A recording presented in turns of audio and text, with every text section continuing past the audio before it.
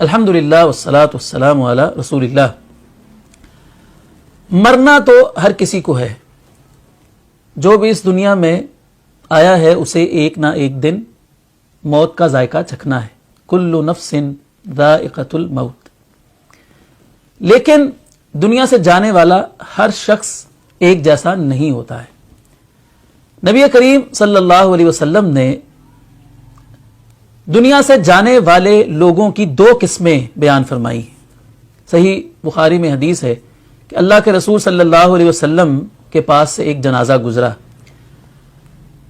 तो आप अलैहिस्सलाम ने फरमाया कि मुस्तरीहुन औ मुस्तराहुम मिन्हु, जिस मैयत का ये जनाजा गुजर रहा है या तो ये आराम पा गया है या इससे आराम पा लिया गया है।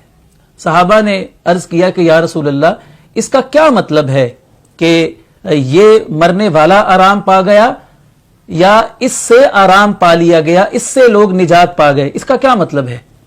तो आप अलैहिस्सलाम ने फरमाया कि जो मोमिन होता है जब वो फोत होता है तो दुनिया की मुसीबतों से, तकलीफों से वो निजात पा जाता है। इसमें एक सबक मौजूद है हर उस शख्स के लिए जिसे दुनिया की परेशानियों, तकलीफों, बीमारियों ने घेरा हुआ है। तो ये तसल्ली दी है अल्लाह के रसूल सल्लल्लाहु अलैहि वसल्लम ने कि दुनिया की तकलीफों और परेशानियों को मुसलमान सब्र के साथ बर्दाश्त करता है, इसलिए कि ये जिंदगी हमेशा के लिए नहीं है, तो ये तकलीफें और बीमारियां भी हमेशा के लिए नहीं हैं। ये तकलीफें और परेशानियां और बीमारियां इंसान की जिंदगी के साथ ही खत्म हो जाने वाली हैं। तो इसलिए एक बंदा मोमिन तकलीफों, परेशानियों और बीमारियों के ऊपर सब्र का मुजाहरा करता है। और फिर आपने फरमाया कि वल फाजिरु यस्तरीहु मिनहुल इबादु वल बिलादु वश्शजरु वद्दवाब, और जो अल्लाह का नाफरमान, फासिक, फाजिर शख्स होता है उसके मरने से बंदों को भी सुकून मिल जाता है, शहर भी अमन में आ जाते हैं, दरख्त भी आराम पा जाते हैं और जानवर भी निजात पा जाते हैं। मतलब इसका यह है कि फासिक और फाजिर, अल्लाह का नाफरमान शख्स, उसने लोगों को तंग कर रखा था, लोगों के हुकूक मारता था, लोगों के साथ बदसलूकी करता था।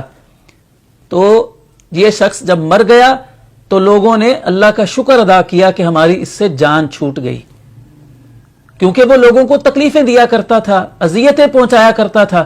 तो उसके मरने के साथ लोगों को सुकून मिल गया।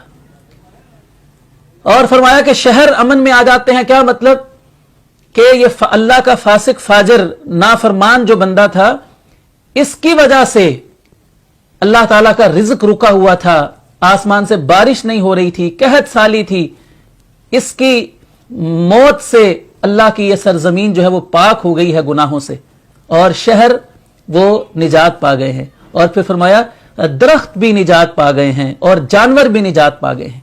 इसका मतलब यह है कि यह शख्स अपनी जिंदगी में अल्लाह की नाफरमानियां किया करता था, जिसकी वजह से बारिश रुकी हुई थी, और इसके मरने के साथ वो सिलसिला जो है वो खत्म हो गया है।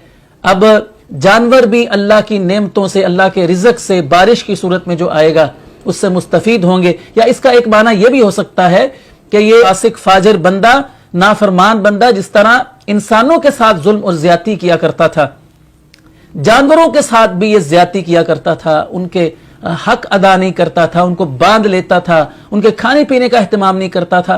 तो जब ये शख्स दुनिया से गया तो हर चीज ने अल्लाह का शुक्र अदा किया कि हमारी इससे जान छूट गई। तो नाज़रीन किराम, हमें यहां रुक कर गौर करना है कि मरना तो हमें भी एक दिन है। तो जब हम दुनिया से जाएंगे तो हम ये सोचें कि लोग हमारे जाने के बाद हमारे लिए दुआएं करेंगे, हमारा जिक्र खैर करेंगे लोगों के सामने, या अल्लाह का शुक्र अदा करेंगे और हमारा बुरे अल्फाज के साथ जिक्र करेंगे। और याद रखिए कि ये जिक्र खैर किसी मैयत का ये कितना मुफीद होता है। नबी अलैहिस्सलाम ने एक और हदीस में इसका जिक्र फरमाया है कि आपके पास एक जनाजा गुजरा तो लोग उसकी तारीफ कर रहे थे। आपने फरमाया वाजिब हो गई। साहबा ने पूछा कि क्या वाजिब हो गई? आपने फरमाया जन्नत वाजिब हो गई। اور پھر ایک اور جنازہ گزرا تو لوگ اس کے بارے میں برا بلا کہہ رہے تھے کہ یہ بڑا برا آدمی تھا. تو اللہ کے رسول صلی اللہ علیہ وسلم نے فرمایا کہ واجب ہو گئی. صحابہ نے پوچھا کیا چیز ہے اللہ کے رسول واجب ہو گئی؟ آپ نے فرمایا اس کے لیے جہنم واجب ہو گئی. اور یہاں پر آپ نے یہ بات ارشاد فرمائی کہ انتم شہداء اللہ علی الارض، کہ مسلمانوں تم زمین پر اللہ تعالیٰ کے گواہ ہو. یعنی تم نے کسی شخص کے بارے میں، کسی مومن کے بارے میں جب یہ گواہی دے دی کہ یہ اچھا آدمی تھا تو اللہ تعالیٰ نے تمہاری گواہی اس کے حق میں قبول کر لی. اور اگر یہ آدمی برا تھا اور تم نے گواہی دے دی کہ یہ آدمی برا تھا تو اللہ تعالیٰ نے مسلمانوں کی، مومنوں کی گواہی کو قبول کر کے اس کے لیے جہنم واجب کر دی. تو اس لیے ناظرین، ہمیں جہاں اللہ تعالیٰ کے حقوق ادا کرنے ہیں وہاں اللہ کے بندوں کے حقوق ادا کرنے ہیں، لوگوں کے ساتھ حسن سلوک والا معاملہ کرنا ہے، کسی کا حق کبھی نہیں مارنا ہے.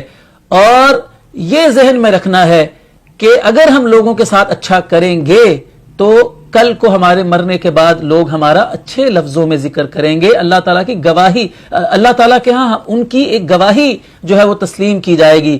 اور اگر ہم نے لوگوں کے ساتھ بدسلوکیاں کی تو ہمارے مرنے کے بعد لوگ ہمارا ذکر برے الفاظ میں کریں گے، ہمیں بد دعائیں دیں گے، اور ان کی یہ گواہی اللہ رب العزت کے ہاں قبول کی جانی ہے. اللہ رب العزت ہمیں اپنی موت کی تیاری کرنے کی توفیق عطا فرمائے.